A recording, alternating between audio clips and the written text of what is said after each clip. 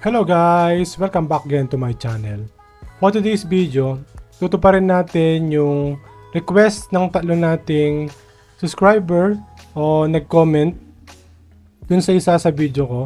Ang sabi niya, sabi nila kung pwede daw akong gumawa ng video ng Fuji Denso window type aircon. So ito yung comment. Yan. Gawa din po kayo ng video sa Fuji Denso window type inverter aircon. Tapos sabi ko, sige po, try ko po yan. Nag-comment dito, waiting, tapos waiting. Kaya nag-decide na ako na gumawa na ako ng video or isang video na Fuji Denso window type aircon. So ito yung napili ko na brand kasi nga wala naman siyang sinabi kung anong horsepower yung gusto niya. Nagawan ko ng video. So napili ko to kasi nakita ko na maganda yung specs niya. Tsaka sulit siyang bilhin para sa akin. Okay? So disclaimer muna, hindi ako expert. Yung mga sasabihin ko ngayon ay based lamang sa experience ko, based lamang sa available na information na na-search ko sa internet. Kaya kung meron man akong masabing mali dito, paki-correct na lang ako sa comment section. Kung meron pa kayong gustong idagdag, ilagay na lang sa comment section. Okay, kung meron kayong question, suggestion, or gustong pagawa ng content tulad nito, ilagay na lang sa description. Kung hindi ka pa nakasubscribe, mag-subscribe ka na. I-click mo yung notification bell para ma-notify ka sa mga susunod ko pang mga video. Tsaka pala guys, itong gagawin ko ngayon ay hindi talaga siya review. So ang gagawin ko lang, punta ako sa specs nitong aircon na to. Tapos sasabihin ko kung maganda ba. Okay? Isa-isahin natin yung specs. Punta ako dun sa website ng Fuji Denso. Tapos punta tayo dun sa website ng DOA para mabigyan ko kayo ng idea kung magkano yung makokonsumo niya sa 1 month na paggamit or 24 hours na paggamit. So yan. Ngayon punta na tayo dun sa website ng Fuji Denso. Ito na-search ko na guys para mapabilis tayo. Ito yung fujidenso.com. Tapos ito yung model niya. Sa mga gustong mag-search nito, ilagay ko yung link sa description. Sa mga gustong mag-order, maglalagay na din ako ng link sa description. Maglalagay ako ng mga legit seller dyan. Pwede kayong dyan mag-order. Okay? So yung price niya dito sa website nila, 24,498. Pero meron ako nakita sa Lazada, mamaya papakita ko, na mas mura. Okay? Ito yung itsura ng aircon. Yan. 1 horsepower to guys ha. Ito yung product description or specs ng aircon. Isa-isahin natin. Sasabihin ko kung maganda ba. Nakalagay dito sa una, full DC premium inverter. So maganda yung full DC. Ano bang ibig sabihin ng full DC inverter? Yung full DC, kaya sinabing full DC, kasi yung pinaka-critical parts ng aircon na to ay pinapatakbo sila ng DC current instead na AC. Kasi mas matipid yung DC sa AC. Okay? Yung compressor niya, yung module, tsaka yung fan motor ay pinapatakbo sila ng DC current, hindi AC. Matipid yan guys. Okay? Tapos nakalagay dito up to 60% energy savings. Okay yan. Mataas yan. 60%. Compare yan sa non-inverter guys ha. Kaya sinabing 60%. Kapag meron kayo nakita sa mga aircon na up to 60% energy savings, ang ibig sabihin nun ay mas matipid siya ng 60% kaysa dun sa non-inverter. Okay, para meron kayong idea kung ano tong 60% na to. Kung dating naka non-inverter ka, mas matipid siya ng 60%. Yan. Ito, sa kuryente. Okay? High EER. Okay, good yan. Advanced Jet Cool Technology. So, ang pagkakaintindi ko dito, sa pagkakaalam ko, ito yung Jet Cool na to para mapabilis magpalamig yung aircon. Parang ito yung turbo nung ibang brand. Okay? Kung hindi ako nagkakamali. Paki-comment na lang kung mali ako. Pero sa pagkakaintindi ko, ito yung parang turbo. Para agad mapalamig yung room.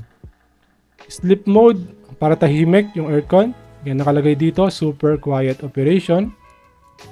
Yung refrigerant na ginamit, R32. Yan, okay yan. Ito yung pinaka-latest Kasi nga eco-friendly yan. Tsaka mabilis daw magpalamig yung R32 compare sa ibang refrigerant. Dehumidifier. So ito yung dry mode. Okay, sa ibang aircon, dry mode to. Nilagay lang nila dito, dehumidifier. So meron siyang ganyan. Meron siyang dry mode. Cleaning reminder. Yung cleaning reminder, hindi ako sure kung ito lang ba yung filter reminder. Kasi meron siya dito na filter cleaning reminder din. So kung ito yung, kung hindi sila magkaiba, kung cleaning reminder nga to, so yung reminder na to para kung kailangan na bang pa-cleaning yung mismong aircon mo. So kung meron siyang feature na ganun, so good dyan. Yan, auto air swing. Yan, auto yung swing niya. Precise temperature control. So ito yung nilalagay na description, usually sa mga full DC. Precise temperature control daw sila. Yan. Auto start. Kung hindi ako nagkakamali, ito yung kapag namatay yung kuryente, kung saan nawala yung setting niya kapag bumalik ulit yung kuryente, dun pa rin yung setting niya. Okay, kung hindi ako nagkakamali. Ito yung auto restart. Yan. Tsaka kapag namatay yung kuryente tapos nakasaksak siya, hindi mo na kailangan i-on pa. Mag-start na siya kagad tapos nandun pa rin yung mismong setting niya. Okay, kung hindi ako nagkakamali guys ha. Sa mga gumagamit ng aircon na ganito, paki-comment na lang ako kung tama yung sinabi ko. Pero sa pagkakaintindi ko, ganun yung auto restart. Okay?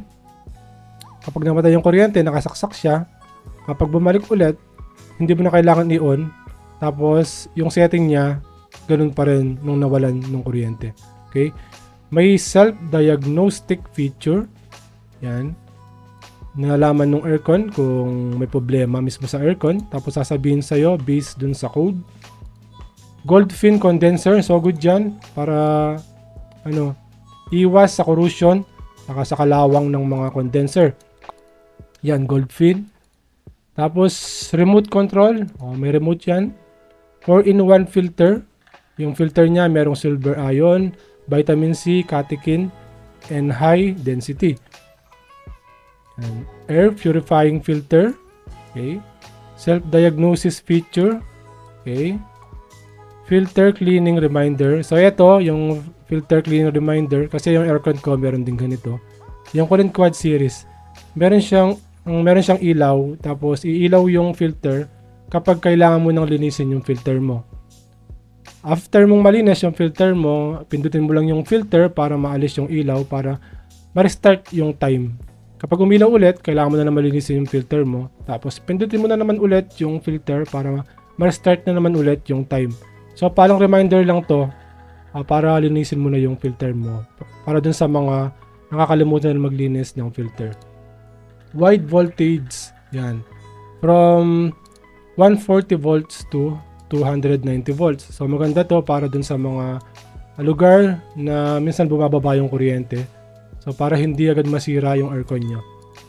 Okay. May soft startup, low voltage startup. So maganda to para hindi mabigla sa unang bukasyon ng aircon. Okay. Para hindi mo na kailangan i-fan yung aircon mo ng 5 minutes bago mo ilagay sa cool.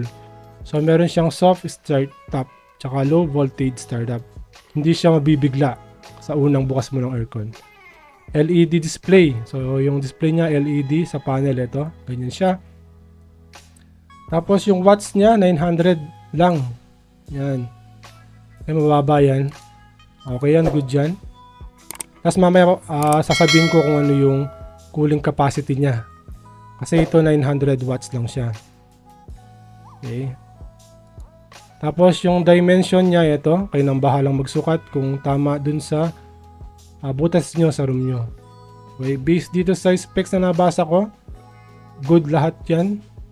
Okay, maganda. Okay. So ngayon tingnan natin kung magkano yung makukonsumo niya sa isang buwan or 24 hours para magka-idea kayo. So kukunin natin yan dito sa DOE. Yung DOE kasi, tinest nila tong mga aircon na to para dun sa power consumption. So, ito yung model niya. Tingnan natin, check natin kung tama. Okay, ito yung model niya. Tapos, ito yung... Okay. So, ito yung website ng DOE. So, paano nga pumunta dito?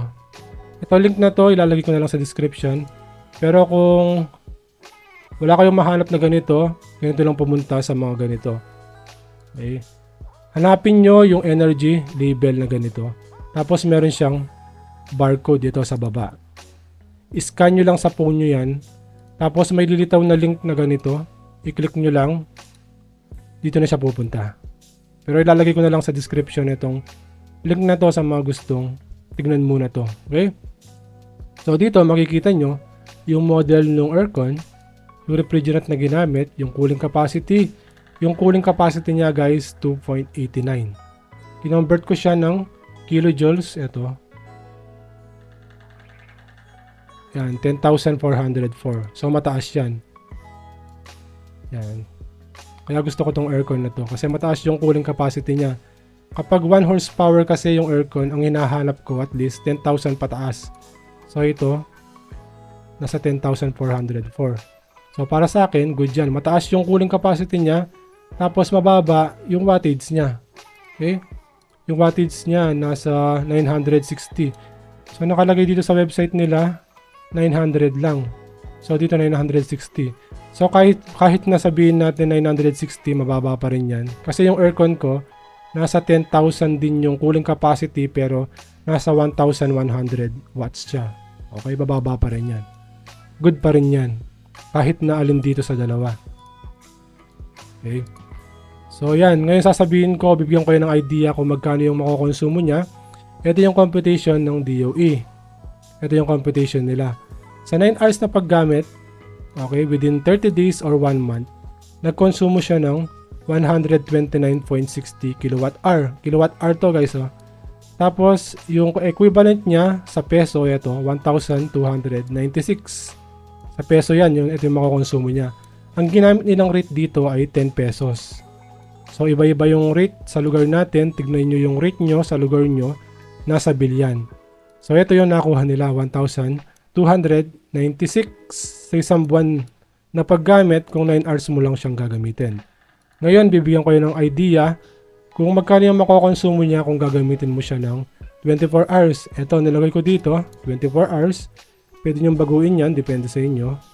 Okay. Nilagay ko lang dito 24 hours para magka-idea tayo kung magkano yung makokonsumo niya sa isang araw or 24 hours. Yan, 1 day nilagay ko dito. Tapos yung ginamit kong rate, 10 pesos na din para same na lang dito. Yung lumitaw dito, 115.20 pesos. Ito yung makokonsumo niya sa 24 hours. Tapos ito naman sa isang buwan kung 9 hours mo lang siyang gagamitin. Ito kasi 24 hours na siya. Pero possible na bababa pa yan, depende sa paggamit mo. Kung tama yung paggamit mo. Okay? So yan guys, ito yung konsumo niya. So ngayon magkano nga ba to? Yung aircon na to. Dito sa Lazada, ito yung na-search ko. 21,800. Yan. So ito yung model, tama. Okay? So ito yung seller. Welcome Home Appliances. So maglalagay pa ako ng ibang link kung sakaling ma-sold out to sa mga gustong bumili. Click nyo na lang yung mga link dyan sa description. Ngayon, kung tatanungin nyo ako kung maganda ba tong aircon na to, based dito sa specs na nabasa ko, maganda siya. Okay? Based dito sa specs na nabasa ko guys ha, naka full DC inverter, tapos 60% energy saving. Kung compare mo dun sa non-inverter, mataas yung EER niya, may jet cool, tahimik, naka R32, yan, naka gold fin, tapos mababa yung watts niya, mataas yung cooling capacity niya. Ito, 10,404. Tapos meron siyang wild voltage. Yan, para kung sakaling mababa or tumataas yung kuryente sa lugar nyo. Okay, hindi siya agad masisira. Okay? Maganda siya dito sa specs niya. Pero sa actual na paggamit, hindi ko kayo masasagot kasi nga wala akong aircon na ganito. Pero kung gusto nyong itry, kung tatanungin nyo kung maganda ba tong aircon na to, yes, maganda siya. Tapos dito, mura siya, 21,800. Kung meron pa kayong makita na mas mura, edi good. Okay? Yung brand na to, ginagamit na din to sa mga supermarket. Okay, sa mga 7-Eleven, mga ganun. Convenience store. Okay? Sikat na din to. Okay? Saka inverter na din. And guys, dun sa mga nag-request, ito maganda to, itong aircon na to ang gusto nyo i-try. Okay. Sa mga meron ng ganitong aircon, bigyan naman ng feedback yung mga gustong bumili nito. Kung okay ba? Yan, kasi dito sa specs niya, okay. Dito sa specs niya, ito, maganda yung specs niya para sa akin. Okay. Wala lang siguro to yung pwede mo siyang makontrol using your mobile phone kasi wala nakalagay dito. Yun lang siguro yung wala. Okay, pero sa akin, hindi ko naman kasi ginagamit yun. Kaya okay lang sa akin. Basta matipid lang yung mismong aircon. Okay? So yan guys, sana nakatulong tong video na to. Dun sa mga nag-request, sana nakatulong sa inyo. Kung gusto nyo i-try ito, pasensya na kung ito lang yung 1 horsepower lang kasi wala man nakalagay doon kung anong horsepower yung gusto nyong pa-review. Pero 1 horsepower yung kinuha ko na i-review. Actually, hindi man review to guys eh. Hindi ko masasabi review kasi nga hindi ko pa nagamit tong aircon na to. Bale, binigyan ko lang kayo ng idea kung maganda ba yung specs niya dun sa mga newbie na gustong bumili na tong aircon na to. Maganda yung specs niya kung gusto nyo i-try. Okay? 1 horsepower kasi yung mga room natin dito sa Pilipinas, pwede na yung 1 horsepower. So mag-comment na lang kayo kung gusto nyo gumawa ko ng 1.5 or 2 horsepower. Sa ngayon, ito na lang muna. Okay? Maraming salamat din sa mga nag-request. Sa mga hindi pa nakasubscribe, mag-subscribe na. Kung meron pa kayong gustong idagdag dito, mag-comment lang kayo sa mga user na ng ganitong aircon. Bigyan naman ng feedback yung mga gustong bumili. Okay? Kung meron kayong question, suggestion, o gustong pagawa ng content tulad ng mga ganito, mag-comment lang kayo sa comment section. Okay? Yan guys, hanggang dito na lang itong video na to para hindi na tumagal. Maraming salamat sa panonood. Sana meron kayong mapulot kahit papano. Bigyan naman ng like. Hanggang dito na lang. Kita-kita ulit tayo sa mga susunod ko pang mga video. Maraming salamat. Bye!